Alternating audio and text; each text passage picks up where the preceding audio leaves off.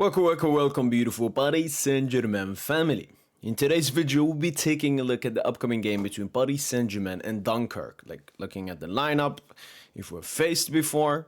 There's a lot of stuff I don't know. Obviously, Dunkirk. Let's check about them first. They're called USL Dunkirk. And they're currently in Ligue 2, the second tier of French football, sitting in fifth place, potentially going up for promotion. And it's very interesting looking at what they've done. Obviously, it's reached this stage.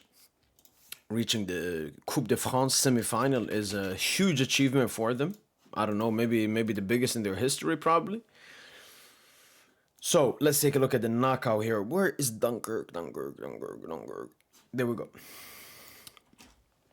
So, Dunkirk beat Auxerre, a Ligue 1 team, 1-0. Then they beat Hag something, probably a garbage team. Then they beat Lille, one of the best teams in Ligue 1. Away at Lille as well. Away at Auxerre as well. Beat Brest 3-2 away as well.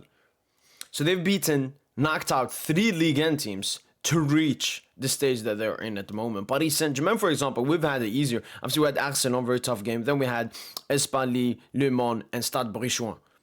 3 easy games compared to Dunkirk have had to go through into this tournament. I quickly want to look at stats, like who's their top goal scorer or something. Wow. No player. So they have 1 player on 2 goals, Opa Sangante. Anyone more? No, they only have 1 player with 2 goals or more. Compared to Paris Saint-Germain, we have Brad de Barcola on 2, Desiree Doué on 3, and Gonzalo Ramos on 5, who's the top scorer of the Coupe de France alongside Julien Dominguez. So they're a team that they're just good as a team. So now they have some star players that are carrying them. They're just very good as a team, very solid unit. Then obviously if we go more into the game between the 2 clubs, let's see. Obviously the game is going to be played away at the Saint-Pierre-Mauroy. Let's see if it's actually their stadium, because sometimes you don't play because of like. Ooh. All right. It's going to be played at Lille Stadium. Very interesting. Not at the Dunkirk Stadium. 21:10 Central European time. In the Coupe de France between Paris Saint-Germain and Dunkirk. Now, we have to go and see if we faced them before. So for score. All right.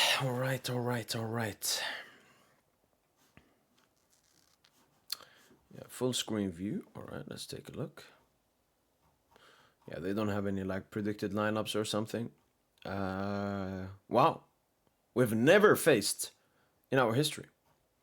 Interesting. And they're coming in with, wow. So they lost 3 games in the league. Be Ajaccio. So they're not even coming in with good form. Probably the worst form they've been in this season. That's the thing. Like, I want to respect Dunkirk because they are into the semi-final. They have beaten good teams like Lille, Auxerre, Brest to be in this position. It's also a Coupe de France semi-final. This is a semi-final. But at the end of the day, we should be beating them. We will beat them. But then should we thrash them? Should we destroy this team? Well, let's take a look at what Luis Enrique has said ahead of this Paris Saint-Germain team. Shout out to Paris SG Infos, obviously, for the daily postment of everything needed. These are some stats. All right, there we go. All right, these are the reports from this game. First one here. The FFA has chosen the controversial referee Jerome Brissard for the semi-final against Dunkirk. So this guy will be the referee for the game. Stat. There we go. Saint-Étienne, after analyzing the match, our first half hour was more linked to Saint-Étienne's performance than our own. True. Our pace was lower than usual, it is true, but that's because Saint-Étienne were precise in their play, 100%. I mean, throughout the watch along, we were propping Saint-Étienne. They played some incredible football. How do we manage the final stretch? As usual, you should be used to this. Since last season, we haven't summed up the season in one match, but in general. So we're going to manage it as we always have, by using as many players as possible. We're up to the task and want to play. And I like this. We haven't summed up the season in one match, but in general. Like, if you want to know how great Paris Saint-Germain are, don't watch one game. Watch all games. Or at least a couple of them.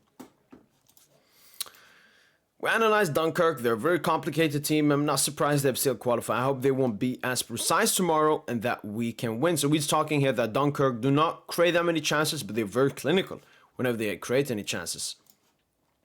Surprised by my players? No, because I know them perfectly. We're in a new phase. For some, we receive praise, but praise weakens us. It leads to mistakes, and I work every day to avoid slacking off. That is 100% true. The toughest time as an athlete is not at the bottom. It's at the top. Well, different stuff. When you're at the bottom, is the critique and, the pressure cementing on yourself. But when you're at the top, is the complacency, is the comfortability. It's very great that Luis Enrique is mentioning this, because when you're at the top, it's very hard to be hungry. It's very hard to be motivated. And this is the most crucial part of the season. Sure, we're first in Ligue by 21 points. We cannot be slacking off. We're into the quarterfinals of the Champions League versus Aston Villa. We cannot slack off. Because that's something maybe we felt from last season when we faced Dortmund. It was arrogance. After eliminating Barca, it felt like the PSG players were like, we've done it. And we didn't do it. We didn't do it. Yeah, sure, we reached the semi-final last season, but at the end of the day, we didn't win the tournament, so it doesn't matter. So yeah, it's very good that Luis Enrique is mentioning to not be complacent. And that we do receive a lot of praise, and that can get into the players' heads and so on, and become a bit arrogant. So yeah, we gotta stay humble, as Erling Braut Haaland said. Gifted, do it. I'm going to speak generally because that's where the excess lies. Excess of joy or praise can disturb anyone. To all the very young players we have, I said that it's great to hear positive things about yourself, but you have to focus on the team. That can help you get positive criticism when things aren't going so well. 100%. The example is Barcola, who said at the beginning to be underperforming, let's focus on what the team needs. No matter who the opponent is, we've never changed our mindset. The best way to do this is to respect the opponent. Whether we're leading 1-0 or 2-0, I always want to score more. We have to take every match as a challenge, and that's the objective we have against Dunkirk. We never stopped asking ourselves what aspects of training we can change. When you lose, that's when you see the mistakes. The greatest of our staff is that we constantly ask ourselves if we are training properly, if we weren't preparing is leading to good results. If this is not the case, we look for another option to improve. And I absolutely love this once again. When you lose, that's when you see the mistakes. That's 100% true. That's why even, you could say the Liverpool defeat was a blessing in disguise. Obviously, we performed really well, but sometimes you need to take an L to be to be able to get a dub in the future. Usually, the best periods of anything comes after the worst periods. That's when you are as you're most hungry, as you're most motivated.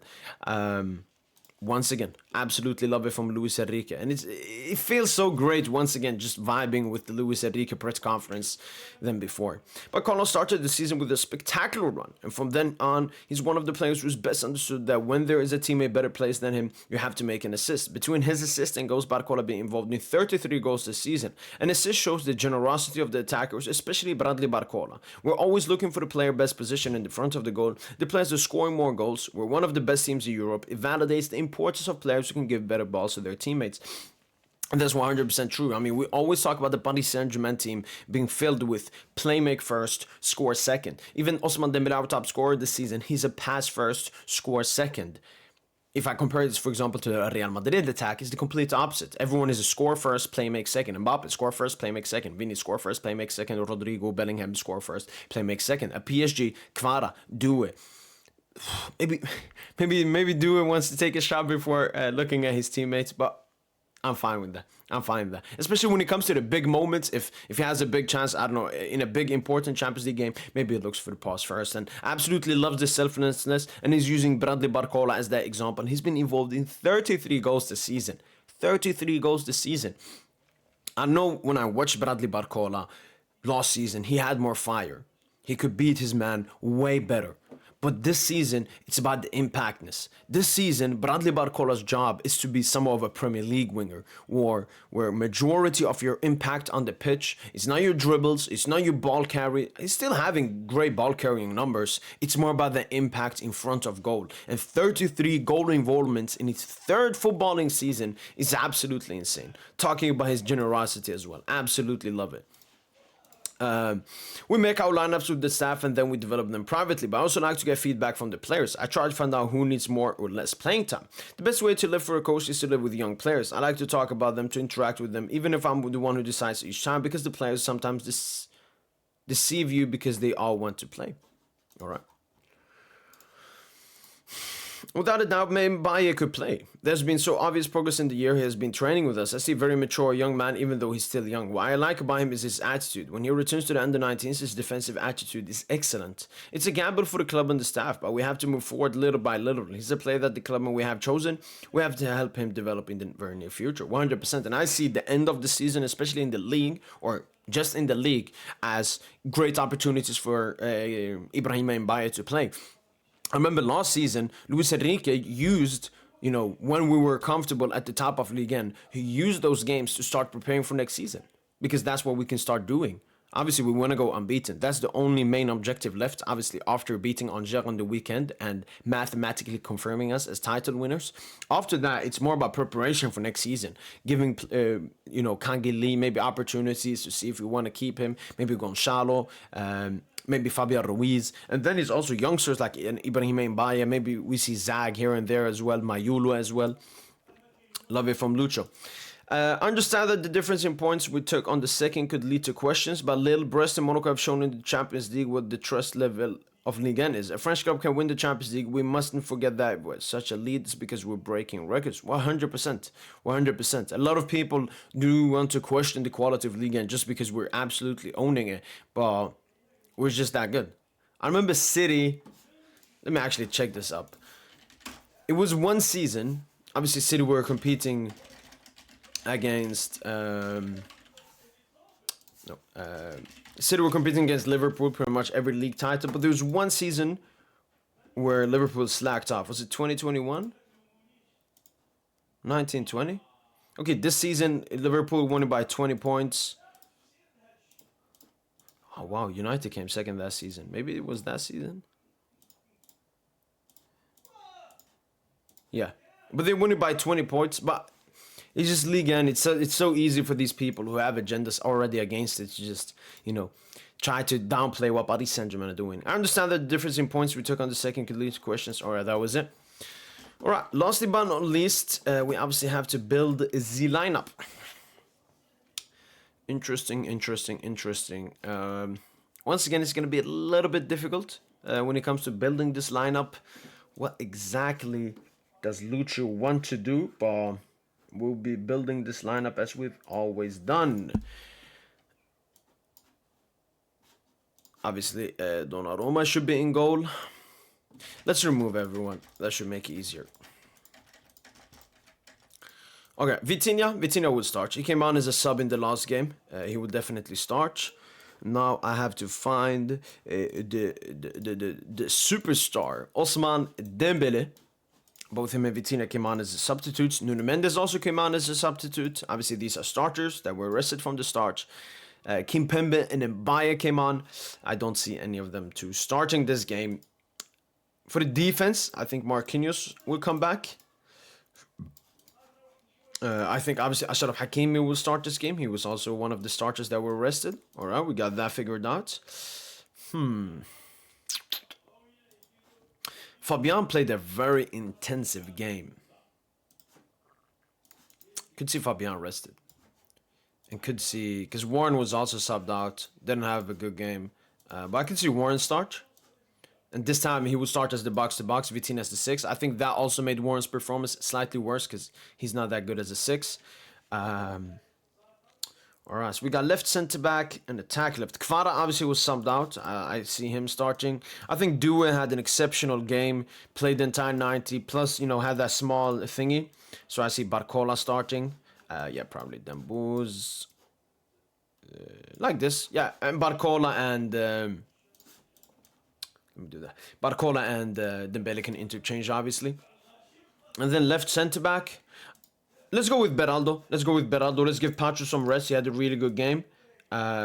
He also got subbed out. Alright, that's the only tricky one. Beraldo or Pacho. Pacho got subbed out. But this is a game you can give Beraldo because Beraldo is also going to start the Villa game. Maybe Marquinhos doesn't. But Marquinhos will probably start the second Villa game, so we have to give him some minutes. Alright, you know what? This will be my starting lineup. Gianluigi Donnarumma in goal, Marquinhos, Beraldo, Nuno, Hakimi in defense, Warren Vitina, Neves in the midfield, and Khvicha, Dembele, and Bradley Barcola up in the attack. And my prediction for this game,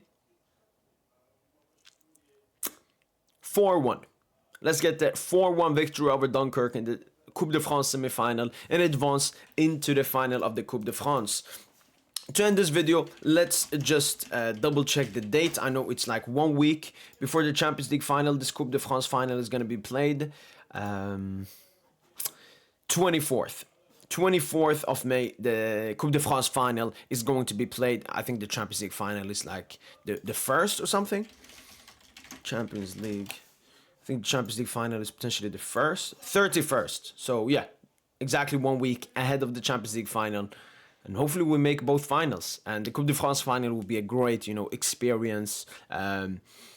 Just a warm-up game for the actual Champions League final. Well, that's been it from boy PSG. And hopefully you guys have enjoyed this preview. Let me know in the comments down below what's your prediction for this game. And as usual, allez, Paris.